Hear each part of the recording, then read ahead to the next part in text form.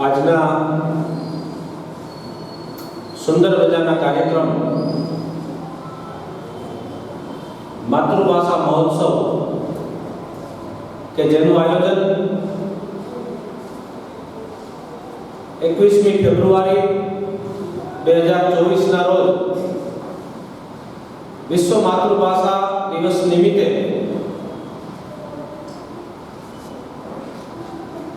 કાર્યક્રમના પ્રેરક અને ગુજરાત સાહિત્ય અકાદમીના અધ્યક્ષ એવા શ્રીમાન ભાગ્યેશ ઝા સાહેબની પ્રેરણાથી થયું.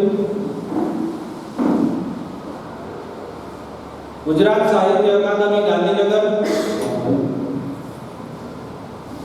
જૂનાગઢનું ઇનોવેશન વિથ મીરા ગ્રુપ, સમગ્ર ગુજરાતની અંદર કંઈક નવી પ્રવૃત્તિઓ માટે કાર્યરત આનંદાલય,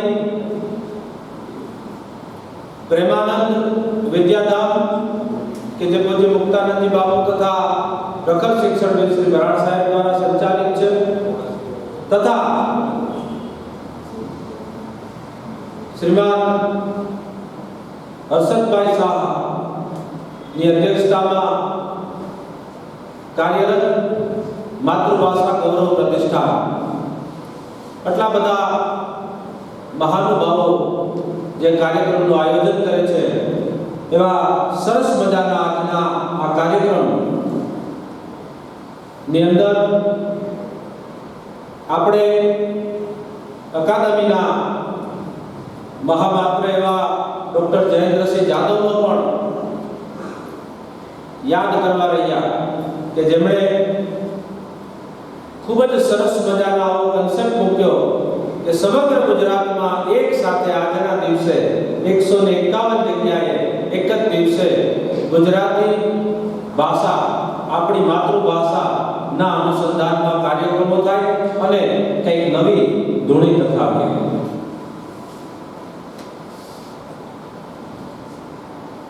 આજનો આપણો જે અહીંયા પ્રેમાનંદ સ્કૂલ ખાતે જે કાર્યક્રમ છે એ કાર્યક્રમના અત્રે ઉદ્ઘાટક તરીકે માનનીય ડોક્ટર જીતુભાઈ કુમાર ઉપસ્થિત છે.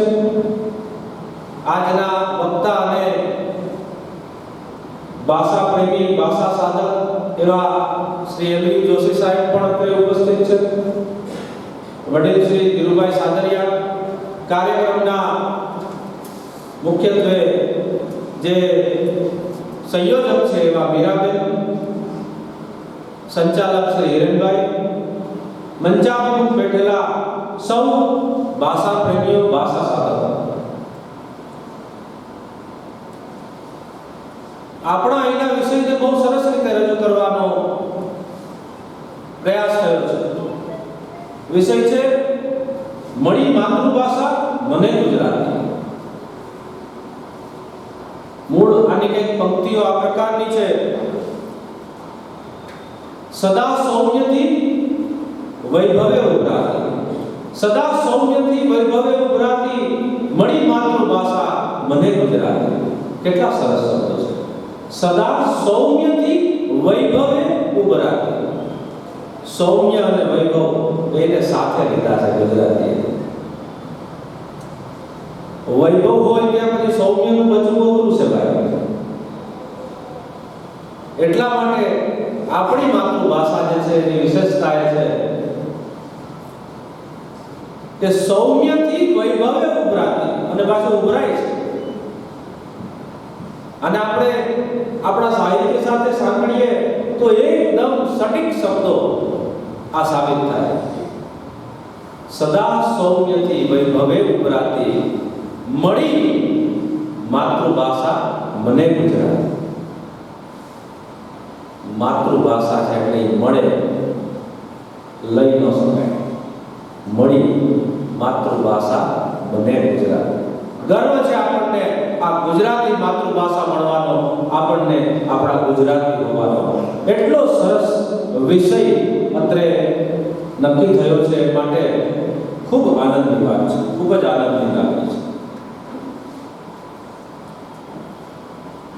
આજ પંક્તિની વાત ચાલે છે તો ગુજરાતના આપણું જે ગુજરાતી ભાષાનું જે સાહિત્ય છે એ સાહિત્યની અંદર પણ આપણે થોડીક વાત કરીએ તો આપણા સાહિત્યમાં જો ડૂબકી કરીએ, અહીંયા સાહિત્યના સર્જકો પણ અત્યારે ઉપસ્થિત છે. આપણું સાહિત્ય એ સર્જનશીલતાનું છે. સતત તમને ગુજરાતીની અંદર કંઈક ને કંઈક નવું સર્જન જોવા મળશે સાહિત્યમાં. એકની એક વાતો ઉપર જે છે એ આપણને લઈ નથી જતો. આપણું સાહિત્ય એ સાહસ પ્રસ્તુત કરતું સાહિત્ય છે. આપણા સાહિત્યની અંદર સાહસની પણ વાત આવે છે. આપણું સાહિત્ય વાંચીને બાળકો જે છે, નવી પેઢી છે, જે સાહસી પણ બની શકે છે. આપણું સાહિત્ય એ આપણને સમ્યક દ્રષ્ટિકોણ આપી શકે છે. આપણું સાહિત્ય એ આપણને સકારાત્મકતા પણ આપી શકે છે. અહીંયા મેં પ્રયત્ન કર્યો છે કે આપણા ગુજરાતી ભાષાનો સાહિત્યનો જે સ છે એને 4 સ ની અંદર પ્રસ્તુત કરવાનો.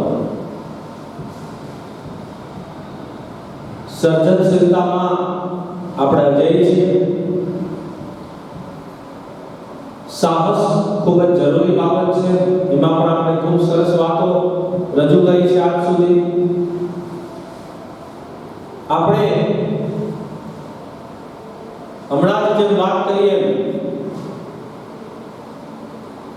સમ્યક દ્રષ્ટિકોણ આપે છે આપણું સાહિત્ય. આ બહુ જ એક મહત્વનો વિષય છે જીવન માટે. અને સકારાત્મક ગુજરાતી સાહિત્ય વાંચીને સુતેલો માણસ ઊભો થઈ જાય એવો રસ એની અંદર પડેલો છે, એમાં કોઈ શંકા નથી.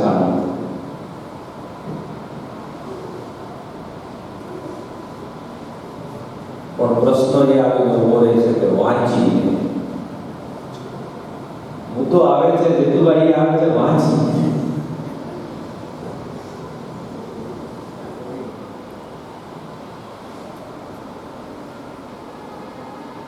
આપણા અનેક મહાનુભાવો છે. હમણાં જ સંચાલક શ્રીએ સરસ શબ્દો અહીં રજૂ કર્યા. ફરી પાછા મને શબ્દો રજૂ કરવાનું મન થાય છે. લાગણીના જળ વડે મર્દન કરું છું. લાગણીના જળ વડે મર્દન કરું છું. શબ્દો કાગળ પર ઘસી ચંદન કરું છું. શબ્દો કાગળ પર ઘસી ચંદન કરું છું. લાગણીના જળ વડે મર્દન કરું છું. શબ્દો કાગળ પર ઘસી ચંદન કરું છું. 2 ગઝલ 2 કવિતાઓ અર્પણ કરી, 2 ગઝલ 2 કવિતાઓના પુષ્પ અર્પણ કરી પ્રથમ માતૃભાષાને વંદન કરી.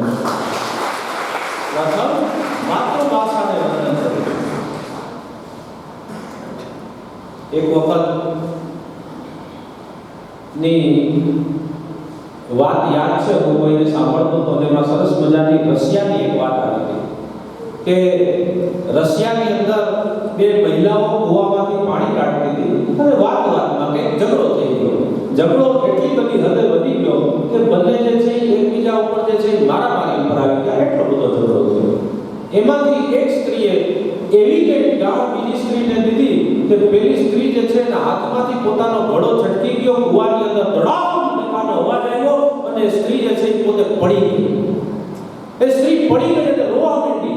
એટલી બધી પરિસ્થિતિ જે છે તો વિચાર આવે કે એને એવી કે શું ગાળ દીધી, એવી કે શું વાત કરી દીધી હશે કે સામસામો બરાબર ઝઘડો હતો, મારામારી થવાની હતી ને એક જણે આખું જ વાત જે છે મૂકી દીધી, છોડી દીધું મેદાન.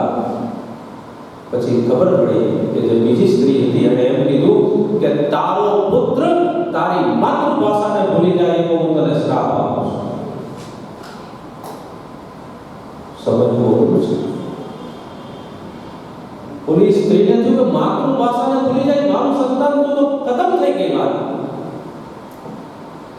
આ વિશ્વના અનેક દેશોની અંદર માતૃભાષાનું આ મહત્વ છે. આપણે પણ છે. હા, ત્યારના સમયની અંદર આપણે ચિંતિત જરૂર છીએ કે આપણી માતૃભાષા જે છે એ ગુજરાતી છે, એની સાથે સાથે આપણે કેટલીક માતૃભાષાઓ બીજાની માતૃભાષાઓને આપણે સંકલિત કરી છે અને આપણે એક નવી ભાષા તરફ આગળ વધીએ છીએ એટલે આપણા ભવિષ્ય તરફ આપણને ચિંતા ચોક્કસ છે અને થવી જ જોઈએ. નહીં કરશું તો ચાલશે પણ નહીં.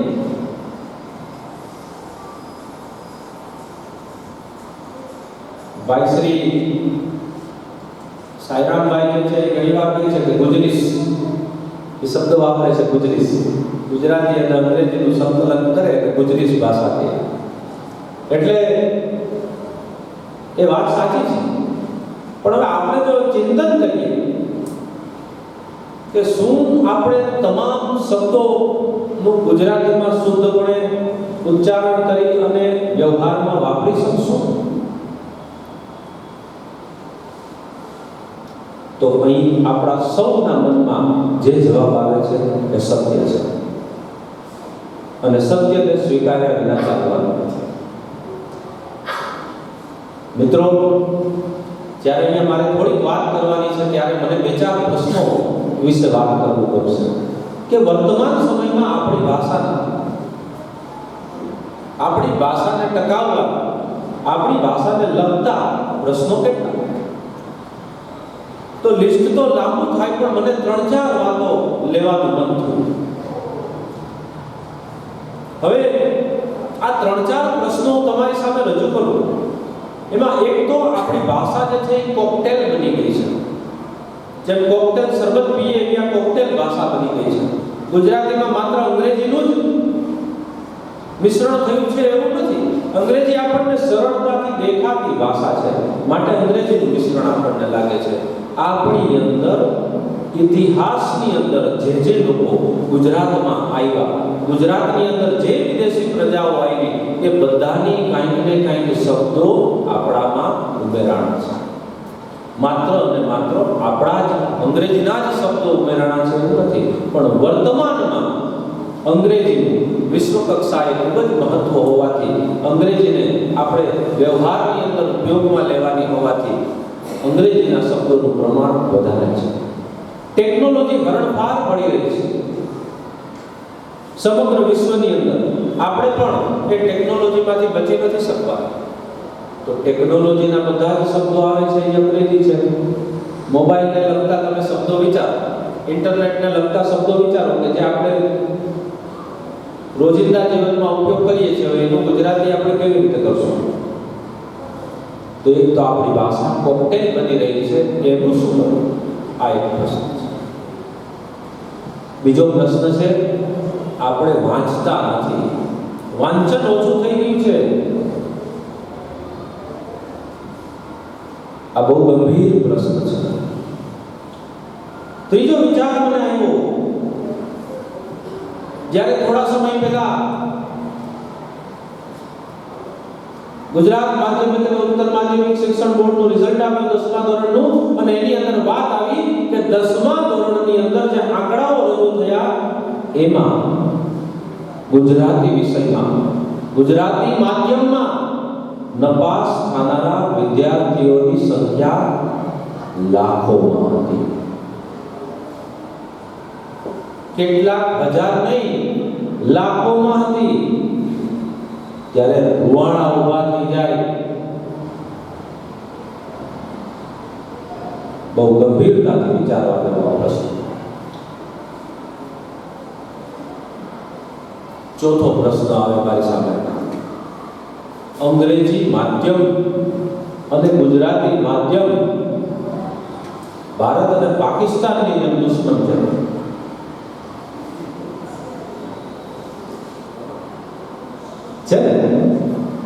ભાષા પ્રેમીઓ જે છે એ વાત કરે એટલે એવી રીતે વાત કરે એ વાત જવા દો.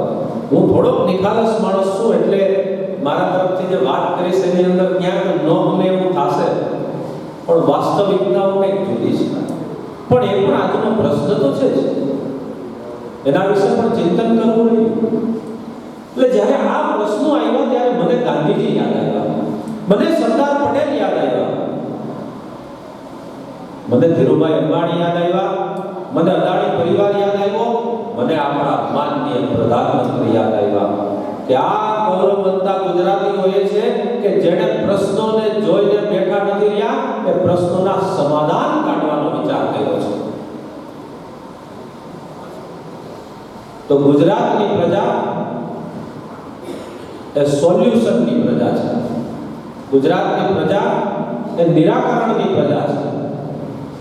આપણા આજના ઉદ્ઘાટક એવા જીતુભાઈ કુમાર હમણાં જ અમે નીચે બેઠા હતા ને વાત થઈ તો એમણે પણ એક સરસ પોતાનો નવો વિચાર મારી સામે રજૂ કર્યો તો મને એ જ વિચાર આવ્યો કે જો આ આપણે ગુજરાતી છીએ, આ ગૌરવવંતા ગુજરાતી આપણે છીએ. આજના દિવસે જેને સરસ વાત કરી મને ખૂબ ગયું. એક નવી જ આખી દિશા, નવો જે પ્રોબ્લેમ છે એનું સોલ્યુશન કાઢવું, આ છે ગુજરાતી. તો આ ચાર પ્રશ્નો આપણી સામે આવ્યા. ગાંધીજીએ શું સોલ્યુશન કાઢ્યું? અહિંસાથી દેશને મુક્ત કરાવ્યો. આપણે આઝાદ થયા પછીના વિકટ પ્રશ્નો હતા તો સરદાર પટેલ સામે આવ્યા. બધાનું સન્માન છે, પણ એક ગુજરાતી સામે આવ્યો, એક કર્યો આખા દેશને એકતા તરફની સોલ્યુશન કાઢ્યું. બિઝનેસમેનના બે નામ મેં એટલે સાથે લીધા કે વિશ્વને જેની જરૂર છે એવી વસ્તુ એને રજૂ કરી, સોલ્યુશન આપી અને વિશ્વ કક્ષાએ ખૂબ મોટા વેપાર ઉદ્યોગની અંદર એને નામ કર્યું. માનનીય વડાપ્રધાન શ્રી મોદી સાહેબ શું કરી રહ્યા છે? હું રાજકારણની વાત કરવા નથી માંગતો, પક્ષની વાત કરવા નથી માંગતો, પણ મારો પ્રશ્ન છે કે યુએન, યુનાઇટેડ નેશન્સ, એને પોતાનો એજન્ડા 2030 રજૂ કર્યો સસ્ટેનેબિલિટી ઉપર. આ સસ્ટેનેબિલિટી ઉપર જેને પોતાનો એજન્ડા રજૂ કર્યો છે એના ઉપર આપણું ભારત વર્ષોથી કાર્યરત છે. વિશ્વના પ્રશ્નોને સમાધાન તરફ લઈ જવા, વસુધૈવ કુટુંબકમની ભાવના રજૂ કરવી. તો આપણી ગુજરાતી પ્રજા, ગુજરાતનું સાહિત્ય, ગુજરાતી સાહિત્ય, ગુજરાતના સાહિત્યકારો, ગુજરાતના સર્જકો એ આ દિશામાં આપણને પ્રેરણા આપે છે. તો મને વિચાર આવ્યો હું કંઈક કરું.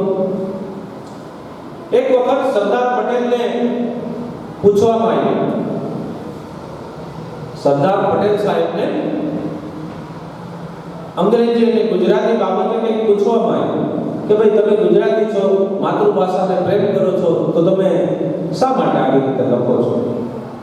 એટલે એણે જવાબ દીધો કે કઈ ભાષા ટકે? પટેલ સાહેબનો જવાબ સાંભળવા જેવો છે. એણે કીધું જે ભાષામાં બિલ બને એ ટકે. જે ભાષામાં બિલ બને, તમે વસ્તુ ખરીદવા જાવ ને બિલ બને એ ટકે. એટલે ભાષા ચાહકો આપણે હજુ ડરવાની જરૂર નથી. આપણા આજે પણ આપણી લોકલ બજારના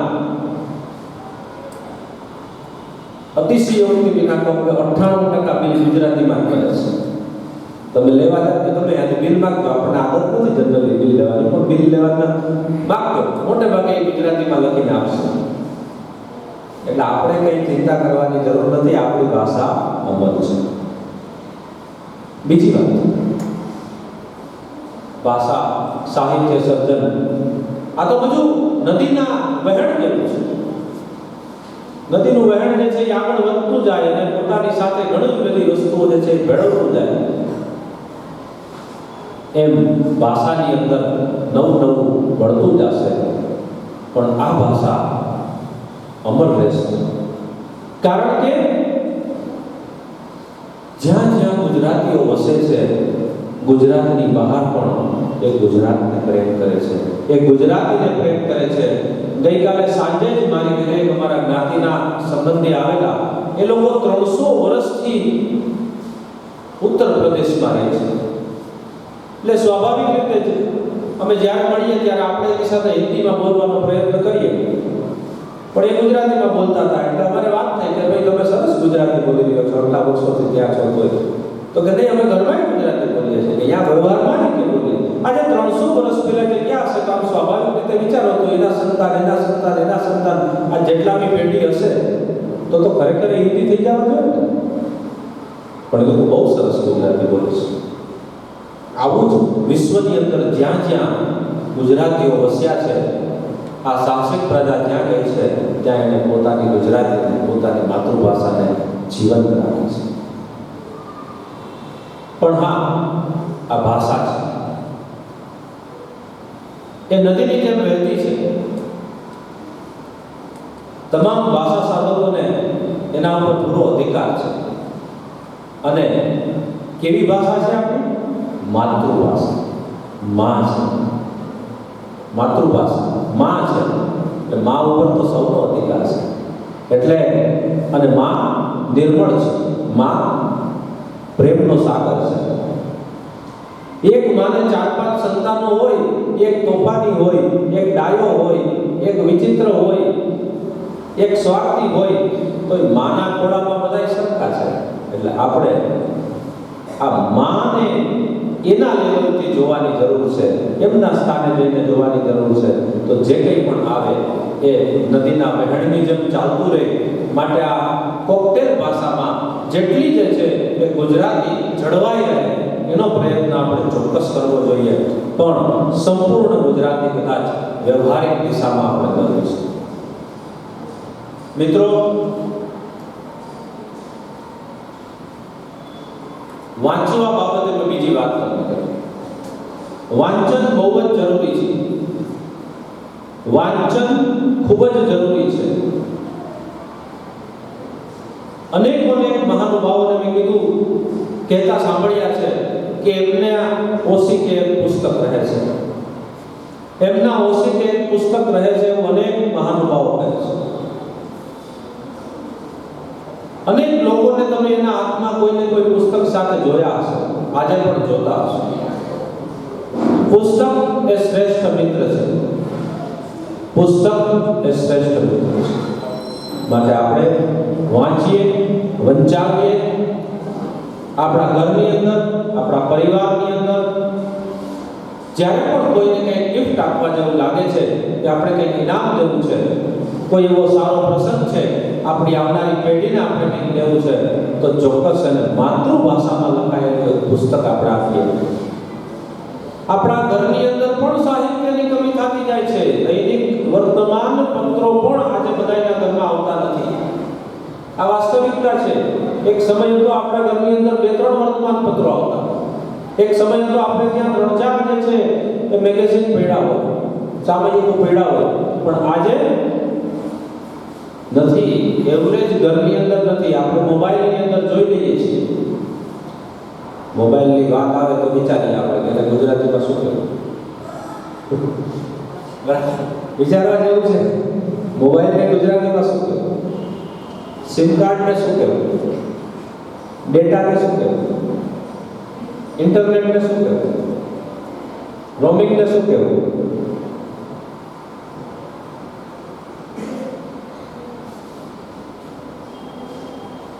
તો વાંચન વધારવા માટે કોણે પ્રવૃત્તિ કરવી પડશે? એક તો નવી જનરેશનથી વાંચન વધેનો પ્રયત્ન. એક ઘરની અંદર જે છે એ નિયમિત રીતે આપણો જે મુખ્ય ખંડ છે, બેઠક રૂમ છે, બેઠક રૂમમાં જ આપણે જે છે વાંચનનું થોડુંક સાહિત્ય હોવું જોઈએ. બેઠક રૂમમાં જ આપણી પાસે એક સરસ મજાનો જે છે એ પુસ્તકોનો સમૂહ હોવો જોઈએ. એક નાની એવી જેને કહી શકાય આપણે કે ગ્રંથાલય હોવું જોઈએ આપણી પાસે. કે કાંઈ નથી, ફ્રી બેઠા છે તો પણ જે છે એમાંથી કંઈક લઈને 2-4 પાના આપણે વાંચી જઈએ, કંઈક આપણા જ્ઞાનને સમૃદ્ધ કરીએ. શાળાઓએ પણ આ દિશામાં કામ કરવું પડશે. શિક્ષકોએ પણ આ દિશામાં કામ કરવું પડશે.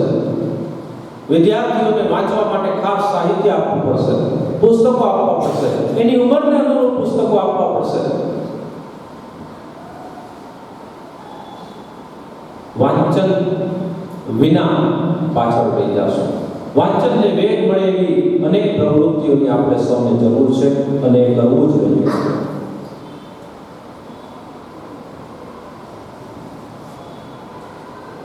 ગુજરાતની અંદર ગુજરાતી માધ્યમ જેવામાં લાખો વિદ્યાર્થીઓ 10મા ધોરણમાં ફેલ થાય છે. બહુ ખરાબ પરિસ્થિતિ. ગણિત, વિજ્ઞાન, સામાજિક વિજ્ઞાન, અંગ્રેજી, બીજા વિષયો એની અંદર પાસ થઈ જાય છે, ખૂબ સારા માર્ક આવે છે, A1 ગ્રેડ આવે છે, 100 માંથી 100 સુધી લઈ જાય છે, તો એમાં લખાણ તો ગુજરાતીમાં જ કરવાનું આવે છે. અને એ જ વિદ્યાર્થી ગુજરાતીમાં કેમ લઈ જાય? ચિંતનનો વિષય છે. ગુજરાતી ને ઉપરના લેવલથી આપણે જે છે એ મહત્વ વધારવું પડશે. પહેલું કામ એ છે મહત્વ વધારવું પડશે કે મુખ્ય દાખલા તરીકે જે ગણિત, વિજ્ઞાન, અંગ્રેજી ની સાથે સાથે ગુજરાતી ભાષા પણ મહત્વની છે. એ પણ એટલી જ મહત્વની છે. પહેલા આ માનસિકતામાં સુધારો કરાવવો પડશે.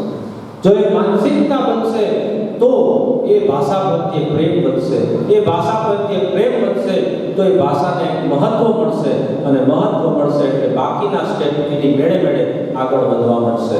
અને ધીમે ધીમે બહુ થોડા સમયની અંદર, થોડા જ વર્ષોની અંદર આ પ્રશ્ન જે છે એનું પણ આપણે સમાધાન કાઢી શકીએ.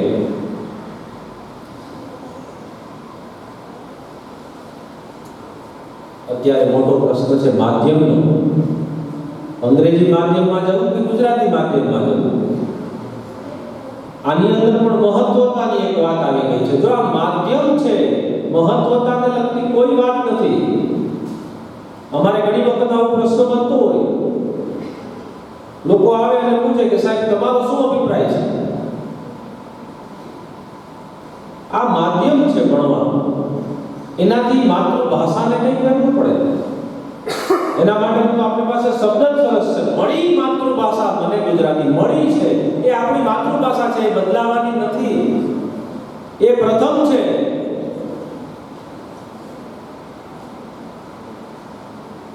માં એ સર્વસ્વ છે, એ માતૃભાષા એ સર્વસ્વ છે.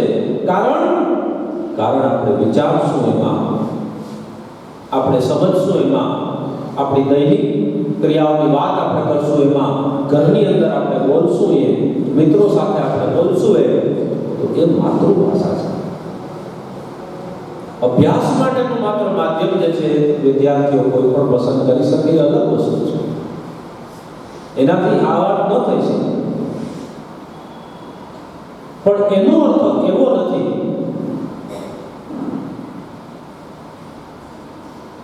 કે અંગ્રેજી માધ્યમમાં વિદ્યાર્થી ભણે કે ગુજરાતી નહીં ભણે તો ચાલશે. નહીં ચાલે. ભણવું જ પડશે, સારું શીખવું પડશે. એને પણ બેઝિક ગુજરાતી જે આપણું છે એના પૂરેપૂરા નિયમો એને આવડવા જ જોઈએ. એમાં ન ચાલે. ગુજરાતી માધ્યમમાં ભણતો વિદ્યાર્થી તો શું અંગ્રેજી નહીં ભણે તો ચાલશે? ના, નહીં ચાલે. આપણા ભાષા સાધક, સર્જક, લેખક આદરણીય શ્રી ગુણવંતભાઈ શાહે આ બાબતમાં સરસ વાત કરી છે. શું કીધું છે એમણે? માતૃભાષા આપણી આંખ છે, અંગ્રેજી આપણી પાંખ છે. માતૃભાષા આપણી આંખ છે, અંગ્રેજી આપણી પાંખ છે. બંને જરૂરી છે. ત્વચાને ભોગે, ત્વચા ચામડી, ત્વચાને ભોગે વસ્ત્રની માવજત ન હોય અને આંખને ભોગે ચશ્માની માવજત ન હોય. આટલી સરસ વાતમાં એમણે આપણને ઘણી બધી મોટી વાત કરી. બંનેને પૂરું સન્માન આપીને કામ કરશું ત્યારે આપણે જે છે એ શ્રેષ્ઠતાની દિશામાં આગળ વધી શકશું. ગુજરાત એ સતત આગળ વધતો પ્રદેશ છે. ગુજરાતી પ્રજા એ સતત આગળ વધતી વિકાસ સાધતી પ્રજા છે, અને એવી જ આપણી માતૃભાષા છે. માટે આપણે છીએ. એ માતૃભાષા છે માટે આપણે છીએ. મિત્રો, આજના દિવસે આપણે સૌ એકત્ર થયા છીએ અહીંયા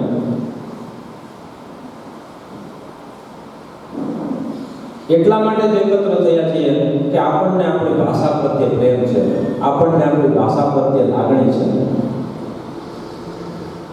હવે મને એવું લાગે છે કે વાંચવાને આપણે થોડું મહત્વ વધારે કરવું જોઈએ. અહીંયા વિદ્યાર્થીઓની પણ સંખ્યા સારી છે. સૌ ભાષા પ્રેમીઓ પણ છે, તો આજના દિવસે આપણે એક સંકલ્પ લઈએ. તૈયારી છે બધાની સંકલ્પ લેવાની? આ તો જો કરીએ સરસ. તો આપણે આપણા સ્થાને ઊભા થઈએ બધા. આપણે બધા જ આપણા સ્થાન ઉપર ઊભા થઈએ અને બધા આપણે એક સાથે સરસ સ્વરની અંદર બોલશું. સરસ સ્વરની અંદર બોલશું. આજે મારી પાછળ બધા જ બોલશે. આજે 21મી ફેબ્રુઆરી 2024 વિશ્વ માતૃભાષા દિવસ નિમિત્તે હું સંકલ્પ લઉં છું. હું સંકલ્પ લઉં છું કે આજથી રોજ નિયમિત રીતે હું મારી માતૃભાષા ગુજરાતીમાં ઓછામાં ઓછું 2 પાનાનું વાંચન કરીશ. બોલો જય જય જય ગુજરાત.